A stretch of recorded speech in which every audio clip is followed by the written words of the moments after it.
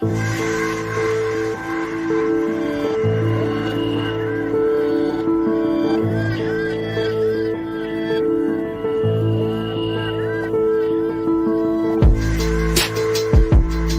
started making names right away, and I loved it. I was robbing drug dealers, taking their gold right off their neck, and the shit we did, who's gonna call the police on you? A drug dealer? I can identify with anything that was normal, to be honest with you, but I was born and raised in Brooklyn, New York. Yeah. 99% of the time, you're gonna disappear. Just like the Donnie Brasco situation with Lefty?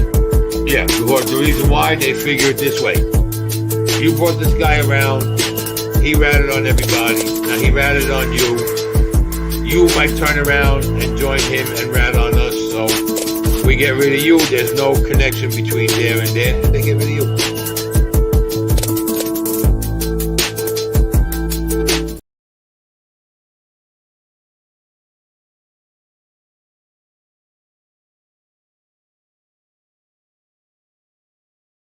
What's good, everybody? Welcome to this episode of Chat with Stacks. I'm your host, Bill Stacks, and today we're going to talk about the murder of Kitty Genovese. Before we get started, make sure you guys hit the like, subscribe, and notification bell so you can get my videos every time they drop. What's good with everybody out there, man? I appreciate you taking the time to watch my show, and this one is pretty crazy. Let's get into it.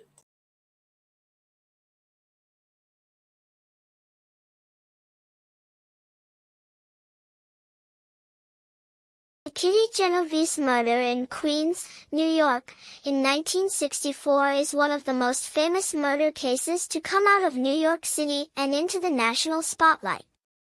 What propelled it wasn't the crime or the investigation, but the press coverage that alleged the murder had many witnesses who refused to come to the Kitty Genovese's defense.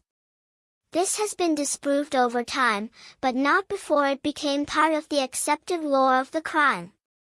Kitty Genovese murder.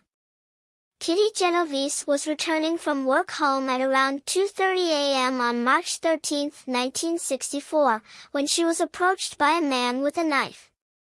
Genovese ran toward her apartment building front door, and the man grabbed her and stabbed her while she screamed. A neighbor, Robert Moser, yelled out his window, "Let that girl alone," causing the attacker to flee. Genovese, seriously injured, crawled to the rear of her apartment building, out of the view of any possible witnesses. 10 minutes later, her attacker returned, stabbed her, raped her and stole her money. She was found by neighbor Sophia Farrar, who screamed for someone to call the police. Police arrived several minutes later. Genovese died in the ambulance on the way to the hospital. The murder elicited a brief news item in the New York Times. Who was Kitty Genovese? Catherine Susan Kitty Genovese was born in Brooklyn, New York, on July 7, 1935, to parents Vincent and Rachel Genovese.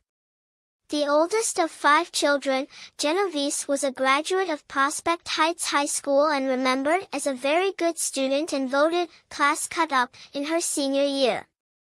Following her graduation in 1953, Genovese's mother witnessed a murder on the streets, which motivated the family to move to New Canaan, Connecticut. Kitty Genovese, however, remained in New York City, working as a secretary at an insurance company and working nights at Ev's 11th Hour, a bar in the Hollis neighborhood of Queens, first as a bartender then as the manager, prompting her to move to Queens. A decade later, Genovese met her girlfriend, Mary Ann Zielanko, in a Greenwich Village nightclub. The two found a second-floor apartment together in Kew Gardens in Queens, considered a peaceful, safe area to live. The investigation. It was 4 a.m. when police knocked on the apartment door and informed Zielanko about the stabbing and Genovese's death. It wasn't until around 7 a.m. that Detective Mitchell Sang arrived to question Zielanko, who was being consoled with liquor by neighbor Carl Ross. Sang found Ross intrusive to the questioning and arrested him for disorderly conduct. Sang also knew that Genovese's body was discovered lying at the bottom of the stairs leading to Ross' apartment. Later, homicide detectives John Carroll and Jerry Burns arrived and grilled Zielonko on her relationship with Genovese. The questioning took an inappropriate turn, focusing on their sex life, and lasted for 6 hours. Much of the police questioning of neighbors revealed a preoccupation with the gay lifestyle. Zielonko was considered a suspect. Murder of Kitty Genovese solved. Later that week, police got a call about a suspected robbery. When police showed up, they found a television in the trunk of the suspect's car. The man, Winston Mosley, was arrested and taken to the station, where he confessed to stealing appliances dozens of times. Mosley drove a white Corvair, and this struck Detective John Tartaglia, who remembered that some witnesses to Genovese's murder had reported seeing a white car. This was mentioned to Mosley, who said nothing. Tartaglia called in detectives John Carroll and Mitchell Sang.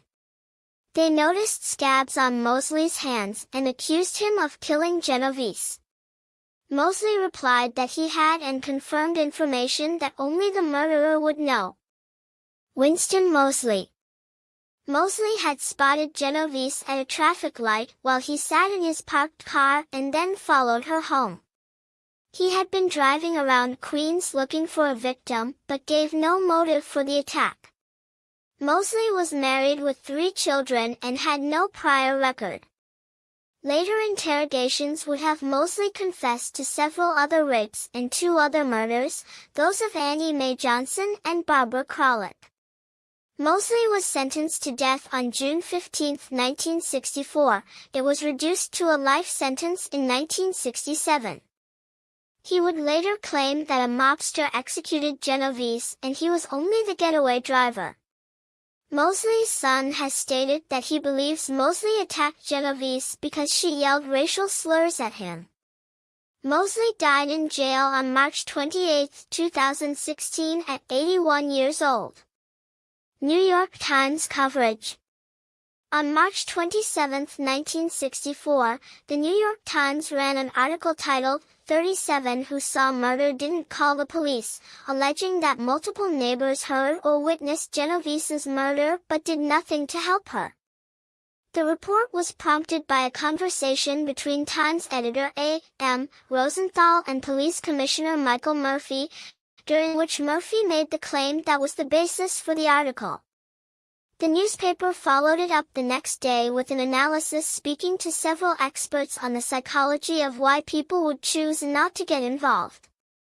Later in the year, Rosenthal adapted this information into a book called 38 Witnesses, The Kitty Genovese Case. The New York Times coverage has been criticized for numerous factual errors and accused of contriving a social phenomenon for sensationalistic purposes. Bystander effect. The phenomenon, called the bystander effect or the Genovese syndrome, attempts to explain why someone witnessing a crime would not help the victim. Psychologists Bibb Luttain and John Darley made their careers studying the bystander effect and have shown in clinical experiments that witnesses are less likely to help a crime victim if there are other witnesses. The more witnesses, the less likely any one person will intervene. The bystander effect was used by the press as a parable of a morally bankrupt modern society losing its compassion for others, particularly in cities. New York Times debunked. Decades following the murder, a journalistic movement began to correct the misinformation perpetuated by the New York Times stories. In 2004, journalist Jim Reisenberger wrote an article for the Times debunking the claims of the 1964 reporting. A 2007 article in American Psychologist by Rachel Manning, Mark Levine, and Alan Collins further deflates Rosenthal's claims. In 2015, Genovese's younger brother Bill produced and narrated the documentary The Witness, which lays out the case against the Times reporting in strong terms. I didn't want to get involved.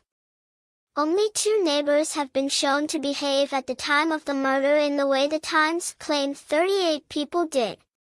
One of those was Carl Ross. Intoxicated that night, Ross heard noises and after deliberation, cracked open his door to investigate.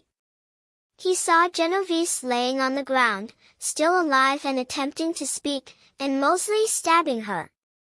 He shut the door and called a friend to ask what to do.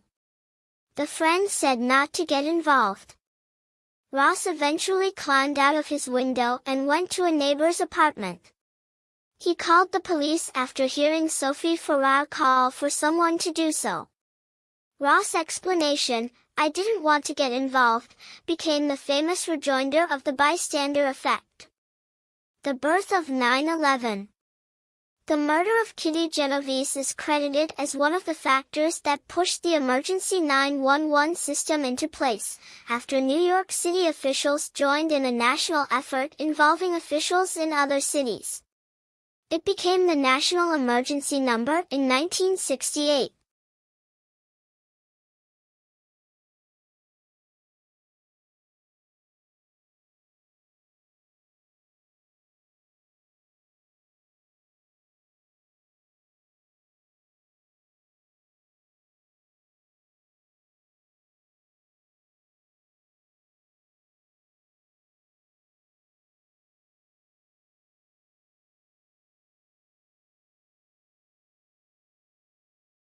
What's good, everybody? Welcome back. I hope you guys like that little clip of Kitty Genovese's murder. She was killed and a lot of people witnessed it. Like 37, I believe. It was 37 people witnessed that murder and didn't do anything. And her murder is what started the whole 911 operation, for them to start the process of 911 calls. Steve, how are you? Angry Sid. Hey, man. Biggest fan in the building, huh?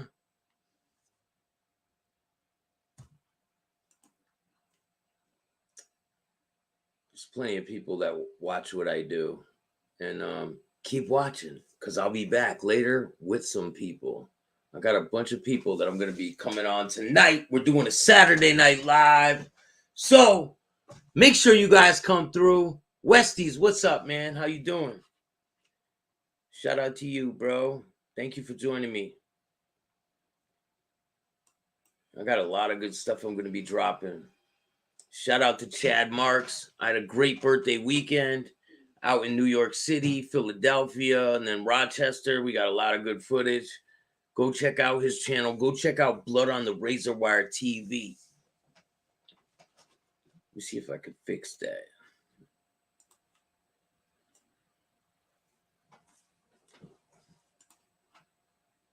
So white men know a white woman is getting stabbed to death by a black man, but do nothing. Right?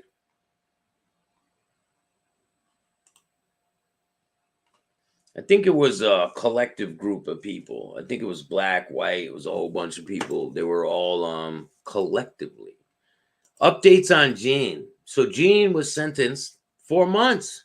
He got off with this one. Basically, Gene's going to be out in a couple months. And we'll see what happens from there. I'll tell the judge and prosecutor to suck my dick like I've done before.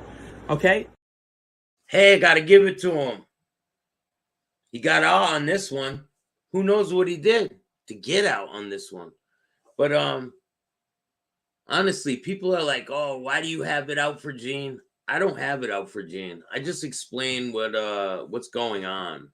I really don't care about Gene either way. I don't care. He means nothing to me. But anyway,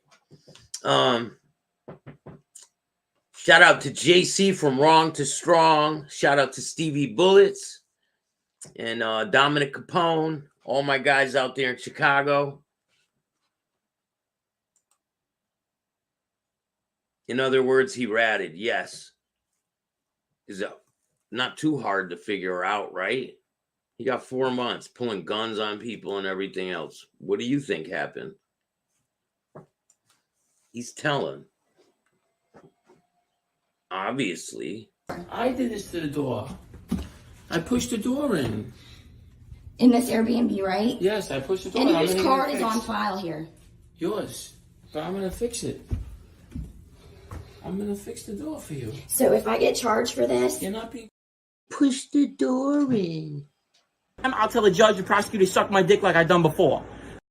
What's up, buddy? Would you like to get your fucking head blown off in broad daylight and I'll spit on your corpse afterwards? Sure. He ain't gonna do nothing. You know what he's gonna do? The same shit he's been doing. Fucking ruining his life. Going in and out of prison. Doing stupid shit. What's the fuck Gene's about? But anyway, I got some major players that are going to be joining me on Chatting with Stacks tonight at 9 o'clock. You guys don't want to miss it. 9 o'clock. Make sure you guys hit the like, subscribe, and notification bell so you can get my videos every time they drop. And remember, don't be a bitch, bitch.